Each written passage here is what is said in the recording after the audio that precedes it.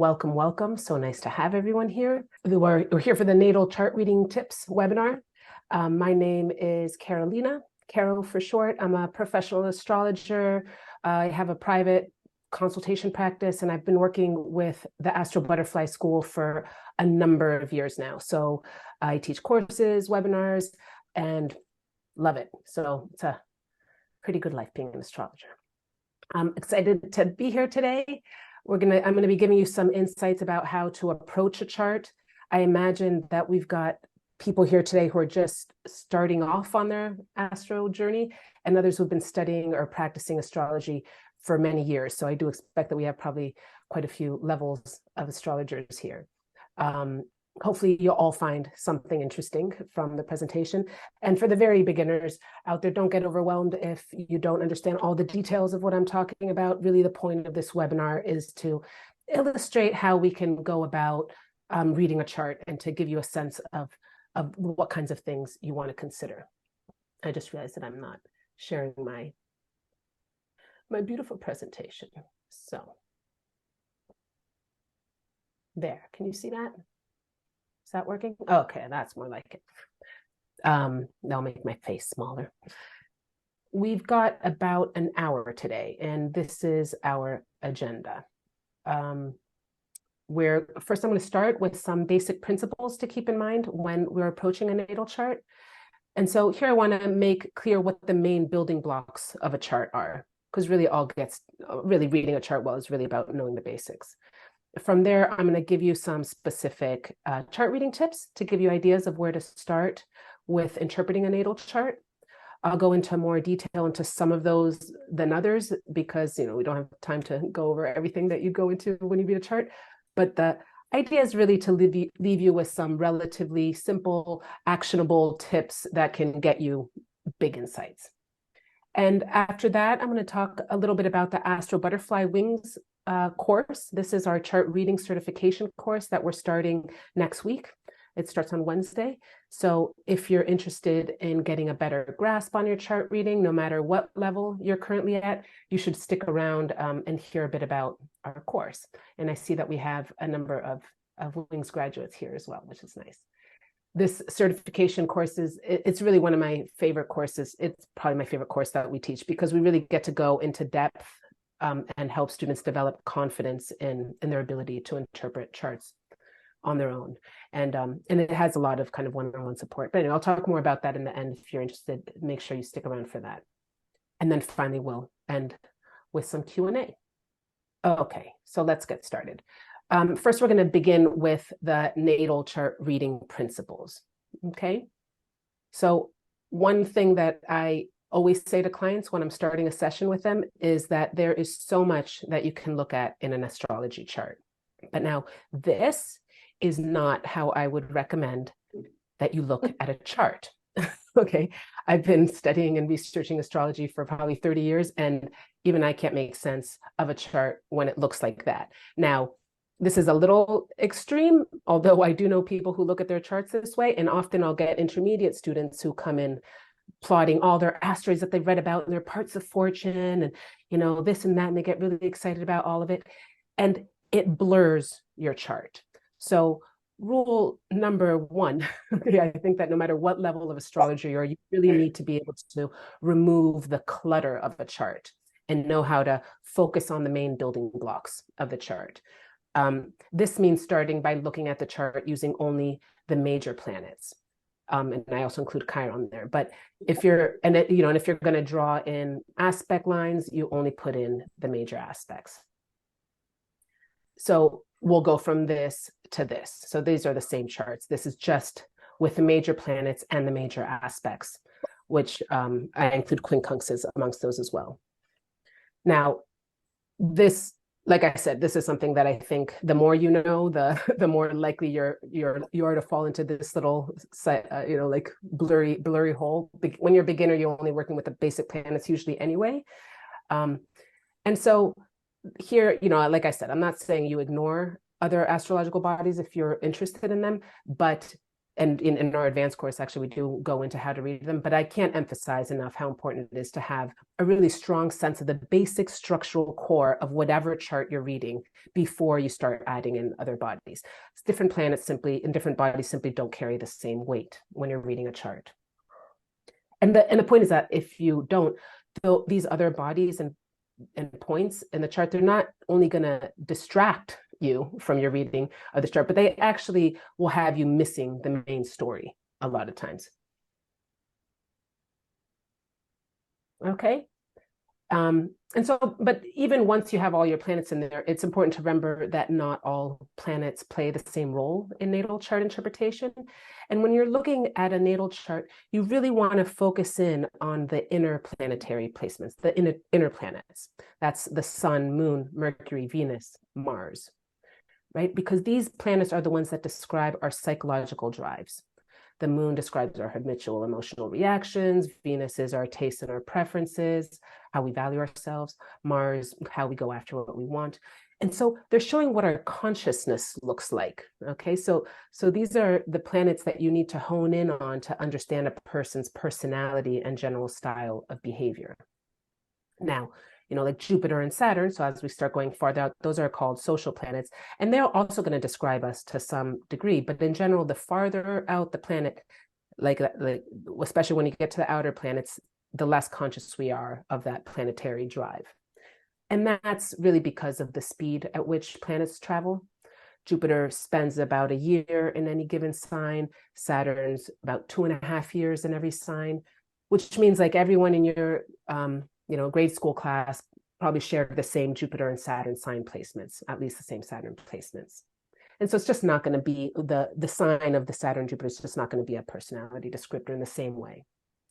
And remember, and as you get farther out, Uranus spent 7 years in a sign. Neptune is like 14 or 15 years. Pluto can spend up to 30 years in a single sign.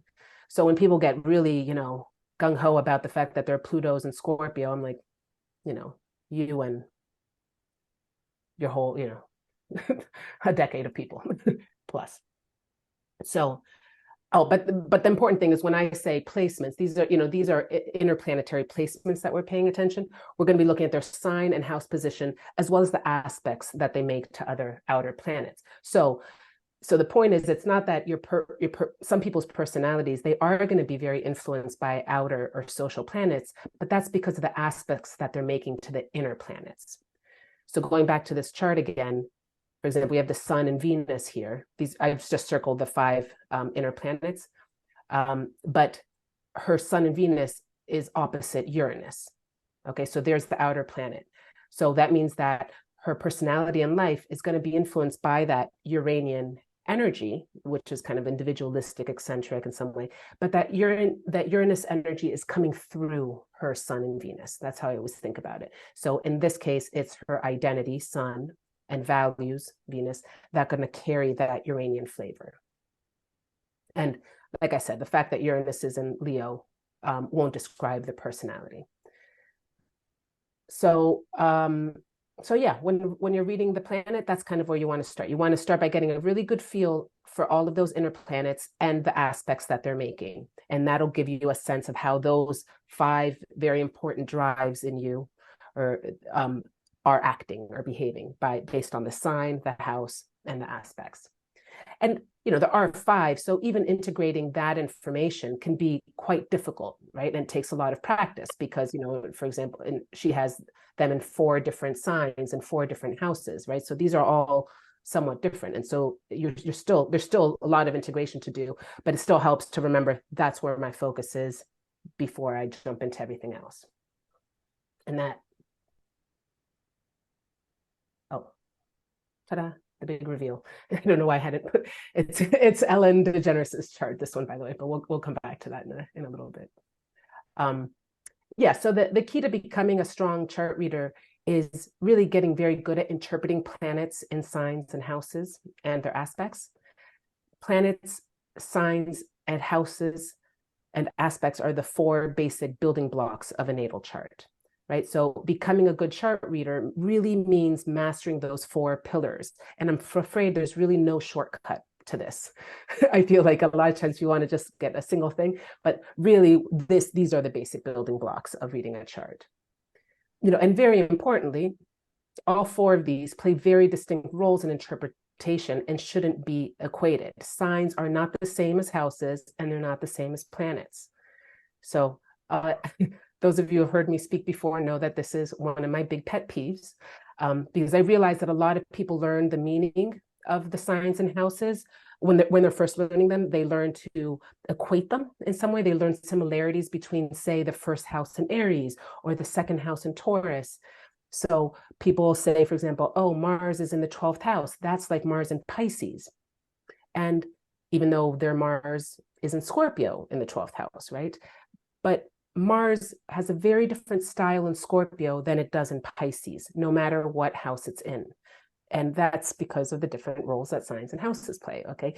So Mars in Scorpio is a Mars that needs to do things, right, really intensely and with passion, while Mars in Pisces has a much less fixed sense of what it wants. It's going to be a more changeable style, right? It's a mutable sign. It's going to be more artistic, softer, more creative oftentimes, like just kind of looking for beauty in a different way. So the style of the Mars expression is going to vary quite drastically, no matter what house they're in. So Mars in Scorpio is never like Mars in Pisces, is my point.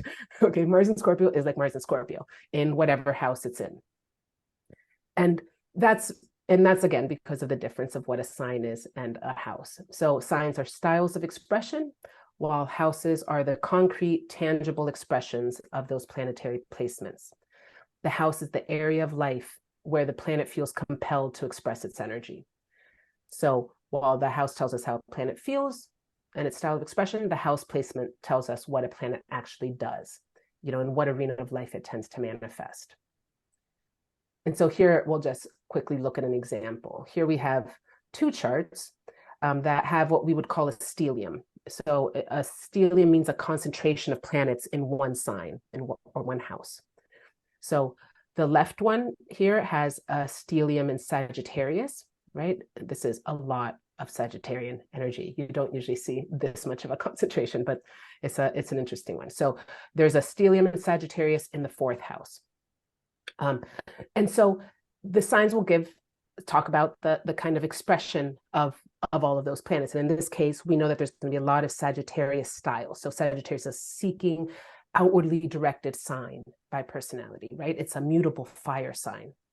And this person speaks in an animated way when they get excited. They're going to enjoy preaching about the things that they love because it's Sagittarius.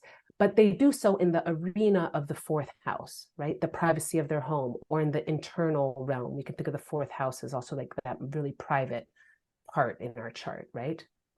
And this is the chart of a person who I know who loves philosophy and exploring spiritual topics, but he's very private and he does his spiritual exploration as a hobby. Right? He came from a home where there were tons of books and intellectual discussions, which makes sense also because it's a kind of Sagittarian home. But he works as a carpenter, making handmade furniture for people's homes, which was quite a 4th house thing to do, actually.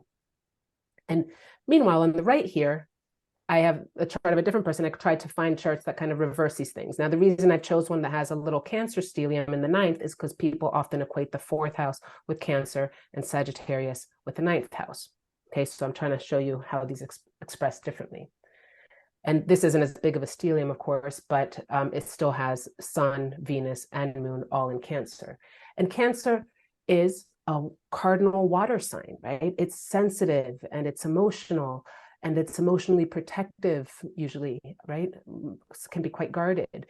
And all those planets are in the 9th house of higher education and travel. And, they're up there in the much more public place of the chart as well. And this is the chart of a person who's a teacher and he's a social worker now also, but like he's primarily has been a teacher most of his life. And he works with migrants. He speaks multiple languages. He's traveled a lot. Again, you feel like the 9th house emphasis, because again, this is what we do, the 9th house emphasis. But his style is very social and warm, right? Friendly and caring by personality, right? Cancer. So the style of personality comes through the sign, right? But he manifests his identity and his life path in the arena of the ninth house. Video. Are you interested? Okay. So a final point I want to make here is about the kind of basic principles is that natal charts are complex because people are complex. I feel like often we're looking for a very quick, simple shortcut. Like, okay, but what's the single most important thing in a chart? And that's kind of like asking me on Tuesday, what's the one word I would use to describe myself? And that's not the same way I would describe myself in a different context, in a different moment in my life, perhaps, right? And we all have these different facets of ourselves, right? How am I in relationship versus how am I, in home and as a mother, whereas how am I in my career, whereas how am I in public versus private? And we all have these different parts of ourselves, right? And so it's really important to remember that. That's part of why reading a chart is so complex, because humans are so complex, right? So it seems kind of a trivial point, but it's really essential. Like when you're sitting there being like, oh, hold on, there's contradictory information in here. Yeah, because people are contradictory. A lot of people are, actually. Some people are more concentrated, but I'll speak for myself. I'm quite contradictory.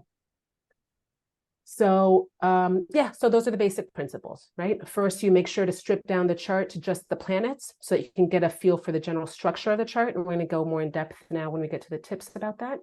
And from there, we want to remember that it's the inner planets and the aspects to them that define our consciousness and personality. Then we always remember that planet signs, houses, and aspects are the basic building blocks of a natal chart. No matter what other tricks you learn, it always gets down to that. You have to understand what a specific placement means in a specific place with the aspects that it's making. And even with all that, you'll see that there's a ton of information in a chart, and it's often contradictory, and that's because that's how humans are. Okay. But in the end, it all boils down, reading a chart really boils down to this thing here, understanding planet signs, houses, and aspects. Okay, so that's the basics. Now let's get into more concrete chart reading tips. So one of the first things you want to do when you look at a chart is to get a feel for its overall spread and configuration. Okay, and again, you're doing this using only the major planets. And that's, and that's not to say, again, that your black moon doesn't matter at all or doesn't make a difference. But in terms of the core structural part of the chart, I recommend always just starting with the major planets. And aspects between planets and the angles of the chart, they're really what form the backbone of the chart, right? I feel like in popular astrology, there's a lot of emphasis on signs, right? Oh, what's your sun sign? Oh, or this or that. But I mean, if I had to prioritize it, it's planets and their relationship. This is kind of like the core structure and where they're falling around the chart. So you always want to start by stepping back and reflecting on the general shape of the chart to see what insights this may bring. Now, this is an intuitive practice to some degree, but intuition that gets kind of sparked by virtue of knowledge, because the more you know your houses and they understand how different parts of the chart work, the more easy it is to kind of get a quick feel for a chart just by stepping back and looking at it. But there are various questions that you can ask yourself. First, like, are most of the planets below the horizon or above the horizon? So are they above the ascendant or below the ascendant? Are they primarily on the eastern or western hemisphere? So this is the division with kind of the left to the right side of the chart. Are they gathered in a corner, or are they spread across different houses? And that's going to say a lot. I mean, we'll see a couple examples there. Is there a particularly strong elemental or modality emphasis? So this is a question about signs. Those of you who know more about signs, we always describe them based on their element, whether they're fire, water, air, and modality, whether they're cardinal signs, fixed signs. So sometimes you look at a chart and it's just kind of like, ooh, that's a lot of fixed planets. And here I'm often usually focusing just on the signs of those 5 inner planets, right? Are those mostly fixed sign planets? Are they mostly cardinal sign planets? That's going to tell you a lot about how that person experiences themselves. And then are there any outlier planets? And this comes up in different ways, but it's kind of like usually, I always say if your eye is being drawn to one part of the chart a lot, there's a reason for it. That planet is playing an important role. And so this is something that you really get better at getting a feel for a chart the more variety of charts you look at. Sometimes we get too stuck looking at only our chart and we don't realize how much they can really. So one quick and easy way to start dividing the charts is to focus on the different hemispheres and quadrants of the chart. So, and this is what we're saying, you can find that sometimes some charts are much more concentrated than others. Now, I don't have time to get into all the hemispheres and quadrants in detail here, but they do all kind of have general meanings. But I do want to give you a few examples of charts just so you can start to get a feel for how different charts have these different vibes, if you will. Okay. So let's start thinking about this north-south division, for example. The top part of the chart, which is actually the southern hemisphere, is the more public side of the chart. Makes sense, right? This shows the planets that were above the horizon when you were born, right? So they're up there. They're being seen, right? When you see a chart with all its planets up top, this generally indicates a more extroverted personality, or one that looks to the external world for recognition. So they're more ready to be seen.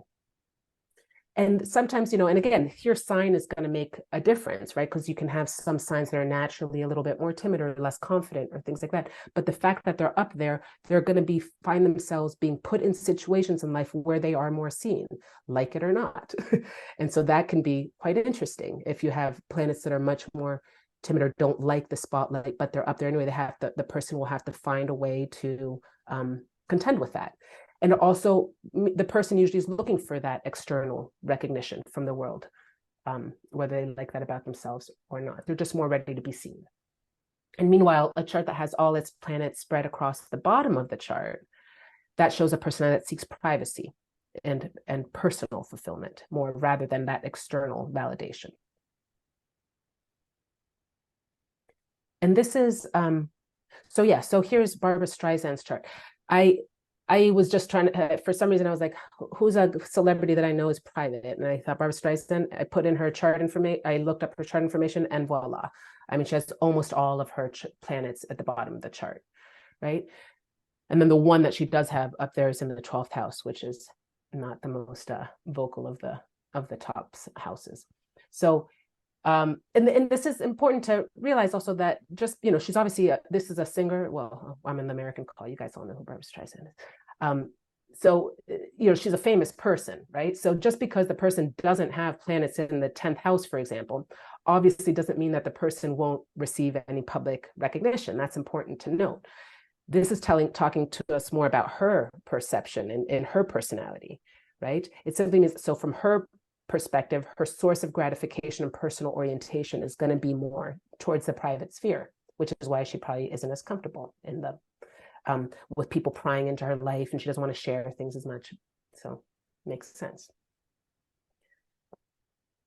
Now here's a chart that is got a very strong emphasis here on the Eastern Hemisphere, right?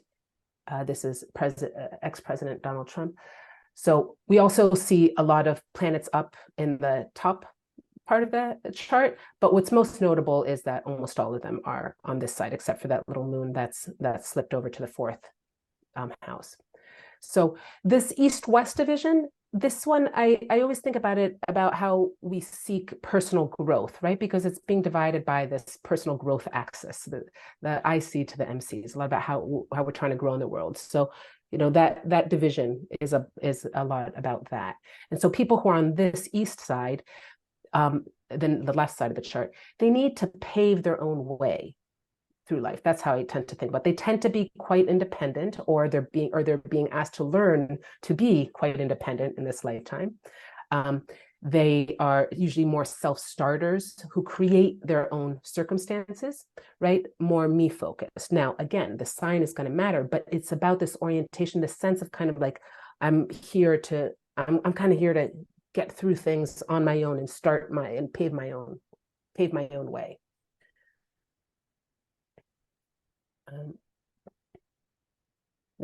Whereas people with, that's this division, right? Whereas people who are mostly on this side of the chart, on the west side, they tend to grow and move through life in a more responsive manner. They're more responsive to circumstances and often look more towards others to understand themselves and their place in the world. Okay. And again, this can be easier or harder depending on the style of the planets, right? The signs that those planets are in. So for example, you might have an Aries stellium in the seventh house, and you're still going to, your life lessons, and you're still going to find yourself that you have to respond a lot to circumstances and to others in your life, but it might be harder for you to do that because of that Aries orientation that you might have in your chart. Okay. And yeah, sometimes you get charts that are super concentrated in just one quadrant. And we can also think about the meaning of each of those quadrants. It's quite interesting to dive deeper into that as well. Leonardo DiCaprio, for example, has almost all of his planets smushed into the first quadrant. This is the quadrant that describes the person as a unique individual. It's what makes them them before they go out and interact with the rest of the world. It's houses 1, 2, 3. So someone like this with most of their planets in the first quadrant of the chart is going to see everything through the lens of their personal experiences. It doesn't necessarily mean that they're selfish, but the way they interpret the world, the way they come to decisions and interact with the world is driven by their own personal perspective and preferences. And like I said, there's a lot of divisions, and I don't have time to get into all the details, but this kind of sense of that you can look at a chart and start to see where there's concentrations, it really does give you this immediate into the chart in a different way. And sometimes you'll find a chart that has no single area of concentration. That's not uncommon. So a lot of you might have charts like that. This is actually my chart. It's a kind of classic splash chart. And when we see a chart like this, where it's kind of like, oh, look, it's all over the place. Well, what does it look like? It looks like someone who's quite well-rounded. It's someone who can look at the world a lot, who tends to look at the world a lot through lots of different angles, right? From different perspectives. So that's kind of the splash chart style. And sometimes you'll find that you have a single planet that kind of stands out, right? This is a great example of a chart that has a strong outlier planet, right? We've got Jupiter sitting right down here opposite all the other planets. And when you see a chart like this, right, you really know that you want to pay attention to that Jupiter, right? And this is someone whose life has been strongly defined by her Jupiter, by her belief systems, and specifically a Jupiter in Capricorn style. So that's kind of another type of example of a chart.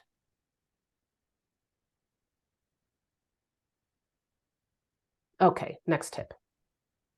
And this is the last one I'm going to go into so much detail with, but no matter what house system you use, the angles, that's the ascendant, the descendant, the midheaven, and the IC, the angles will always be in the same place, no matter what house system you're using. They're the single most sensitive points of a chart, of any chart. A natal chart, any chart. You just always want to pay attention to the angles. And so if you have a planet conjunct an angle, meaning that it's within 10 degrees of the angle, that planet is going to influence every aspect of your life, not only the house that it sits in, okay? It's going to be a core driver that shapes your personality and life path. And this is something really that's too often overlooked. I feel like it's kind of the quick and easiest way to figure out what planets are playing a more important role or more dominant in a person's chart, is to see what's angular. So this chart, for example, has Saturn in Scorpio. So there's Saturn, it's in Scorpio, and it's conjunct the midheaven, right? Scorpio is a fixed sign. And actually, if we go back to Ellen DeGeneres' chart, she also has Saturn conjunct the midheaven, right? But while Ellen's Saturn is in Sagittarius, so it's going to have that changeable, more vibrant style, and it's also conjunct her Mars. This one is in Saturn, which is a more intense, it's a more rigid energy in general. It's going to value tradition, maybe look to maintain control in different, and especially during periods of kind of more threatening or difficult situations. That's kind of the classic Saturn and Scorpio style. And so, like I was saying before, this, the sign of Saturn, it's not that it doesn't influence you at all, but if it's on an angle, it's definitely going to influence you, right? So immediately, whatever planets are, if this is an outer planet, that planet in that sign is going to be a major part of who you are and how you express yourself. And, so in both the charts, though, we've got Saturn, which is the planet of discipline and responsibility, really shaping their career and how they're known, right? And also their personalities. So even though Ellen has it in Sagittarius, we still know that she's going to be a very hard worker, probably quite committed and quite serious about what she does, even though she's a comedian. When I saw her chart, I was like, oh, look at that. Huh. I don't really know that much about her personally. I just know that she dances. So when I saw that, I was like, okay, I bet she puts a lot of time into planning things. She probably runs a tight ship on the show that she did. There's probably going to be some element of, of maintaining control. That's quite strong there. But we would expect this one to be someone who has a more serious Saturnian tone, right? There's nothing lighthearted about Saturn and Scorpio, or any planet in Scorpio for that matter. That's not a lighthearted sign. And right, this is Queen Elizabeth's chart. So you definitely have that sense of that Saturn, like really keeping the empire together, right? That up there on her midheaven. Now let's look at a few others. I'm going to go through these a little more quickly. So this is singer Prince. He has Pluto conjunct his Leo midheaven and his moon conjunct his IC and Pisces. And, he's very, just this photo, you can see the Pluto, right? And that's quite typical when you have a planet conjunct the midheaven. It's very evident to the world, right? Because this is and it's usually very evident in our vocation. Right. So I always give the example of me because I've got Mercury conjunct my midheaven and I'm always moving around. I'm very mercurial. My hands are like this. I have to use 20 examples to make one point, which is all kind of very Mercury. So if you have a planet conjunct your midheaven, think about how you express that planet. This one is Kurt Cobain. He's got Pluto and Uranus conjunct the ascendant. And the ascendant is very much about how, the direction of our life, which way we're going. So again, we're getting that deep, Plutonic vibe, but this time it's with Uranus, which is the planet of freedom and revolution. It's very common that people who have Uranus on an angle have a revolutionary character to them. And Kurt Cobain started the grunge music scene and was integral in starting the grunge music scene in the 90s. And really became a cult-like figure. There's another thing, like when there's outer planets on an angle too, because the outer planets are so connected to the collective consciousness, we'll often see ourselves somehow representing the collective psyche of the time in some way.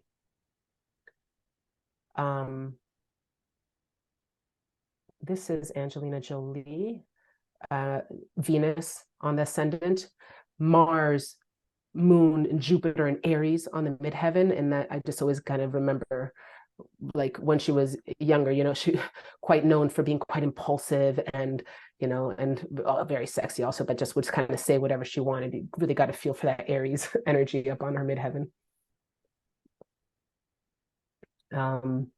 This one is Maya Angelou. So she's got Neptune on the ascendant and Mars in Aquarius on the descendant. So Mars in Aquarius is a fixed sign, right? Meaning that it really kind of sticks to its gun, and it asserts itself really intelligently, independently, and so it's going to have a more objective and detached emotional style of ego expression. And she really worked a lot. She became quite known for her autobiographies, actually, but she always maintained that these were stories that she wrote in the first person singular, but they were meant to speak for the collective, which I feel is just so Mars in Aquarius. And now this is a test. This is participation time. What planets do you think Sigmund Freud might have on his angles? Pluto. I hear Pluto. Yes, that so Sigmund Freud, father of psychoanalytic theory, and Pluto is very much associated with that um, search of the of the inner psyche, right? It's really the planet that represents psychoanalysis. What else do we? Okay, I'm getting. Neptune, maybe Neptune, Why do you think Neptune? because of the depth he went, like beyond what was known. So he had to go next level. Interesting. So what you're describing to me sounds more like Uranus. So Okay. going deep is Pluto. The going to the next level, that's like a classic Uranian thing, like when you kind of skip into like a Okay, new then Uranus. a new realm. So yeah, Uranus I think is and I know happens to be a good one. So that's what else did we get? Um, yeah, interesting. Okay, so someone wrote Uranus on the descendant. So this is a good point. Which angle do you think is emphasized? So what angle might it be on? So someone said midheaven. So it could be midheaven because this is what he's known for. And someone else though wrote Uranus on the descendant, which I think, so much of his work was all based on this one-on-one work, right? And actually, you see a lot of psychotherapists charts and therapist charts in general that have a strong seventh house emphasis. And indeed, let the suspense end. He had Pluto, Sun, and Uranus conjunct that descendant.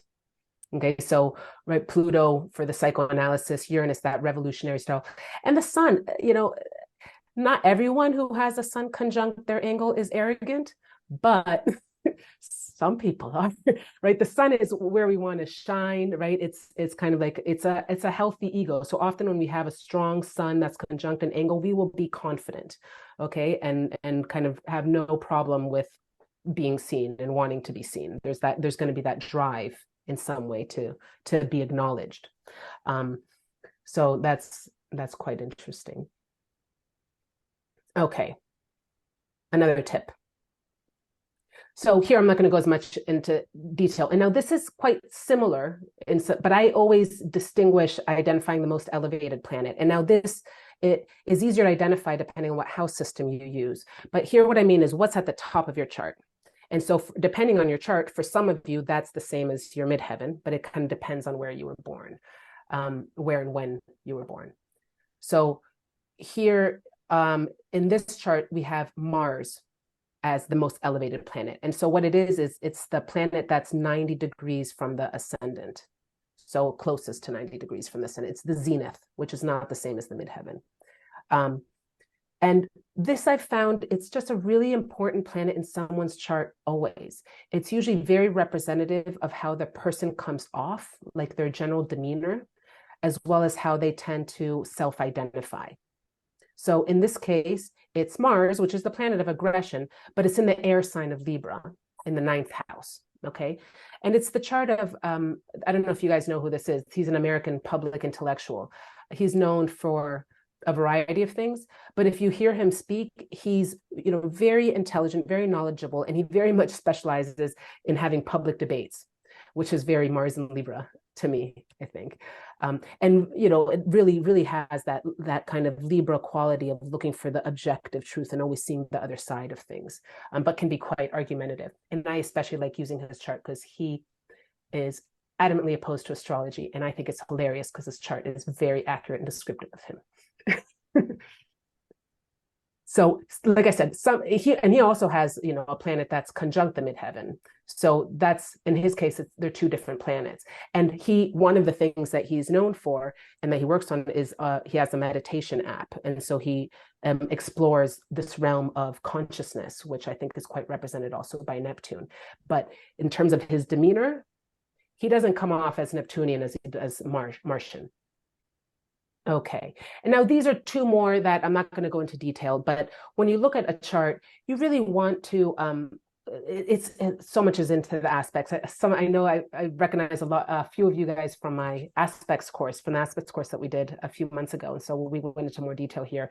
But when you look at when you can kind of identify the most tense aspects, that's really going to give you a lot of insight into where the drive of like what's kind of propelled that person through life. Because, and when I say a tense aspect, we're talking squares, oppositions, in some case, conjunctions and stelliums, depending on what we're talking about.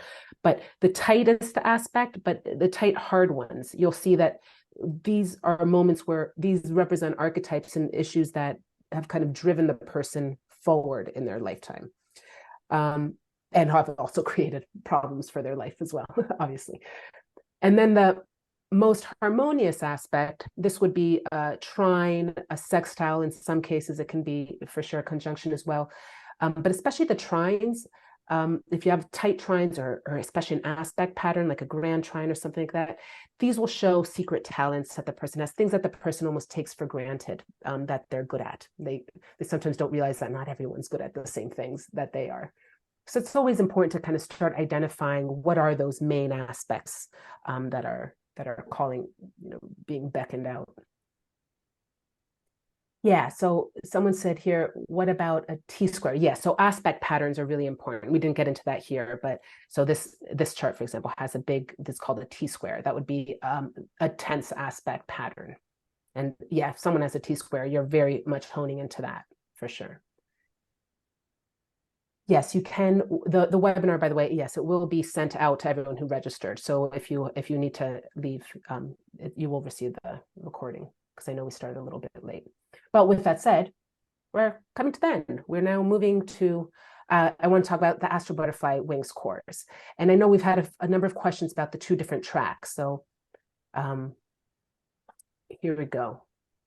So this is the course that we're starting this week, and basically all of the stuff that I covered here, but in much, much more detail, and many other things, are covered in this 10-week course.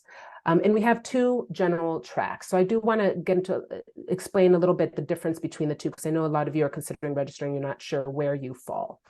So track one is Astral Butterfly Wings. Okay, and the first half of it really focuses on those four basic principles, those four basic building blocks, right? Planets, signs, houses, and aspects. It goes into great detail. And I really think a lot of people think that they already know this information, or they think, I can just look it up. I can look up the descriptions on the internet. But the real point of this course is to help you understand them in a way that you start becoming comfortable making your own interpretations. Okay, we cover the material from different angles. So for example, when we talk about the houses, it's not just that we don't just say, okay, this house means that, this house means that. We give different conceptual ways of thinking about the relationship between them, so that helps you start to internalize the meaning of the different houses, so that you finish with a much deeper sense of how each house operates, for example. And likewise with the planets and signs, we tend to come at things from different angles, so that you can feel like you have some sort of mastery over it. And of course, you're doing one week, the next week, so it's a lot to learn, but the information is there. That's the way it's kind of organized. So the aim of this track, really, this Astral Butterfly Wings, is to leave you feeling confident in your own understanding of those building blocks, so that you can have a sense of mastery, right? Or feel at least like you have a sense of how to interpret these specific placements. And in the second half of the course, with those basics already kind of established, you go deeper into chart interpretation. So this talks about aspect patterns. Module 6 goes into aspect patterns into much more depth. So T-squares, grand trines, kites, that kind of thing. Module 7 is more about delineations, which is kind of like the specific honing in of just one planet and all of its influences. And then 8 and 9, they go into transits and progressions, which are predictive techniques, but they're also techniques that really can help you understand how different parts of your natal chart are activated at different moments in your life, right? Because this is the thing. Remember, we have different parts of our chart, and at different moments in our life, some are being kind of activated by transit and progression more than others. So it's actually a really important tool to get to know your natal chart better as well. Okay, so that's track one. And then track 2 is Astral Butterfly Wings Pro. Okay, so this one is for advanced students, or upper intermediate or advanced students.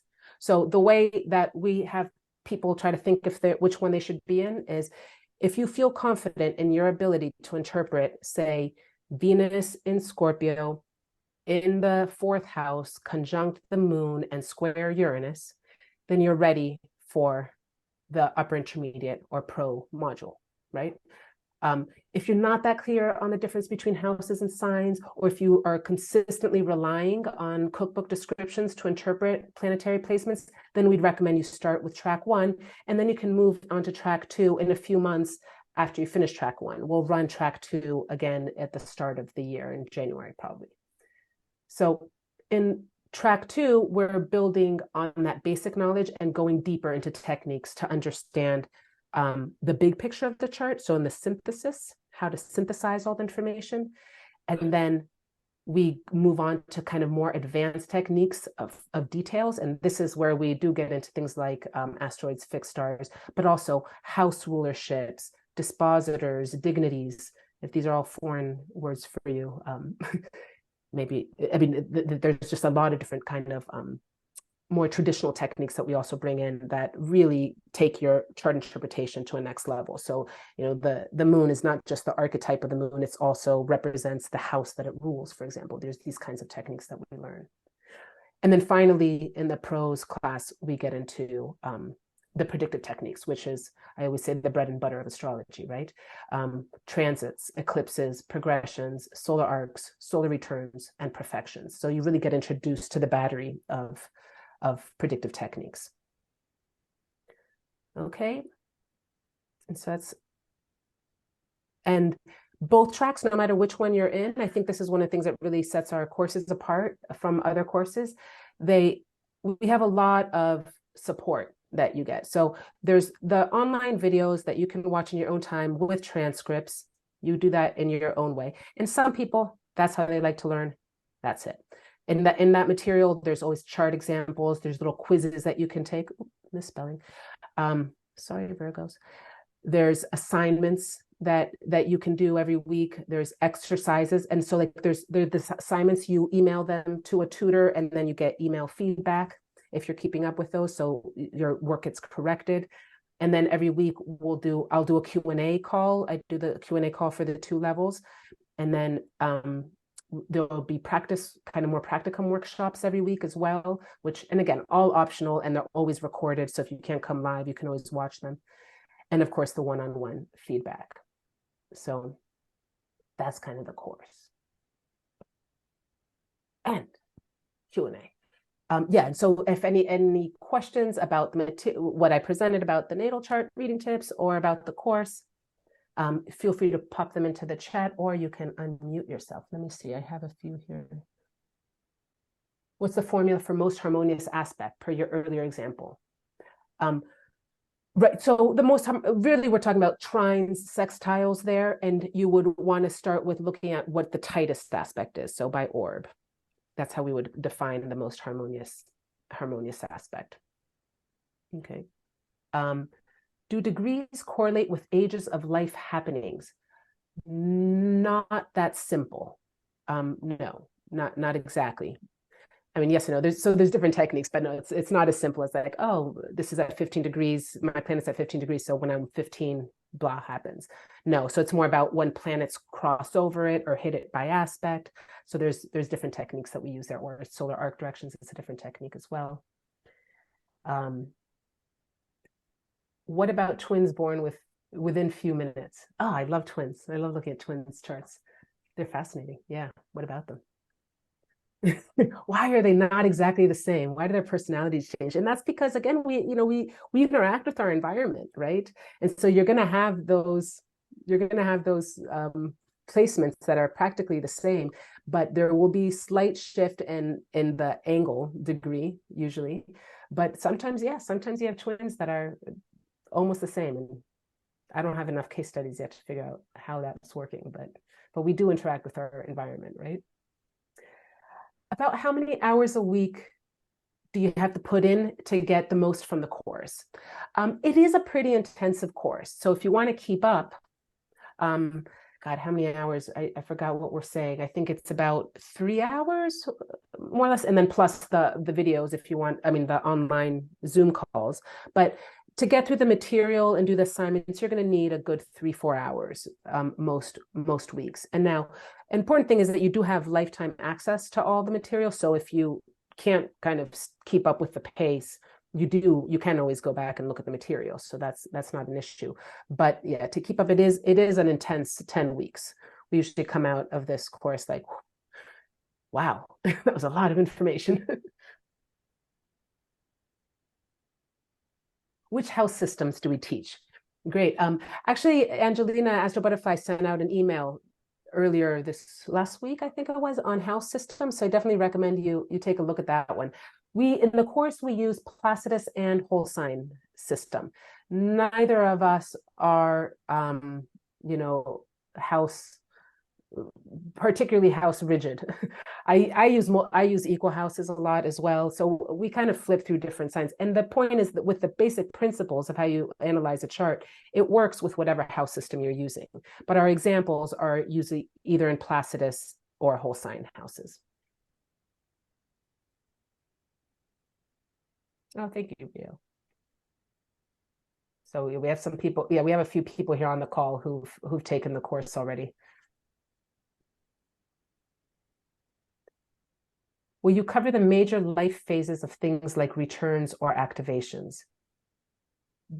So in terms of like transits and cycles? Yeah, we definitely talk about transit cycles in the advanced course. In the beginner's course, you're introduced to the transits. I don't know how much detail. In the beginner's course, you're introduced to transits and progressions, but it's really much more for the purpose of understanding the natal chart. Although, these are predictive techniques, so you can move forward as well, but it goes more in depth in the advanced course as well. Interesting.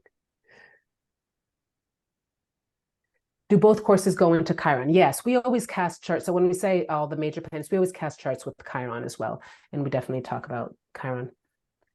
How does Eastern astrology compare to Western? Ooh, well, for one, we use different zodiacs. So that would that's probably the major difference. So your planet signs often change in Eastern astrology.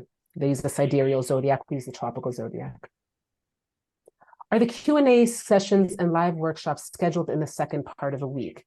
So the Q&A session, so the way the course is structured, can you guys hear that? That's really bad. So the way the Q&A is structured, the course is structured is the modules are released on Wednesdays. And then on Sundays, I do the Q&A calls, like around this time. And then on Tuesdays, there'll be the kind of the workshops. Those are usually more practical in some way. Mine are more kind of like free for all. I have questions about this, we look at charts, that kind of thing. And then the workshops are a little bit more structured in breakout rooms usually. And then the next Wednesday, the new module comes out. So the reason we've organized that, and obviously people have different schedules and nothing's ever works for everyone, but is so that you can kind of have the weekend or into Monday to work on assignments, because there are weekly assignments that you hand in, and if you want feedback on them from the tutor, you do have to kind of get them in by that week. So that's the way that it's usually scheduled.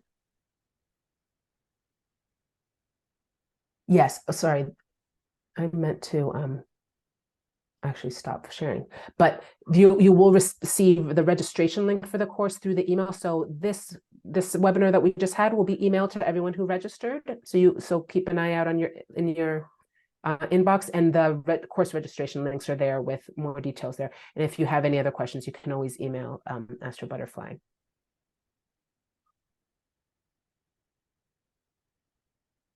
What type of software is good to work with? Oh yeah, so also part of the course that we have, so in the course we have usually a Facebook community group, so there's a lot of space to ask questions, things like that. Like the question about software always comes up, and we always answer that. There's a lot of room for like kind of online asking questions in addition to just during the live classes and through email. So we can definitely recommend different softwares. Which chart is more accurate, Eastern or Western?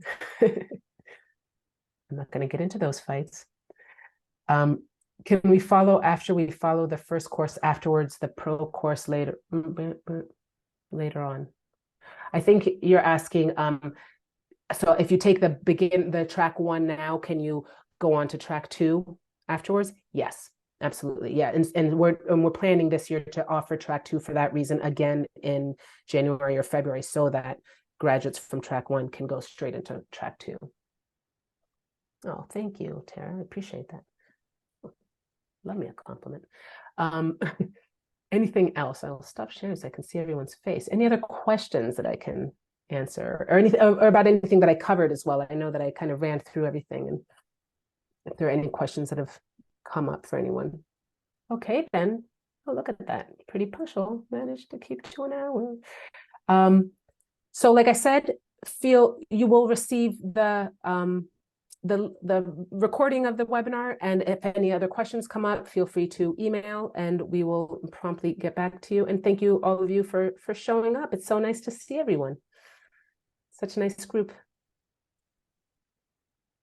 Bye, guys. Thank you, Take care. Caroline. Bye bye.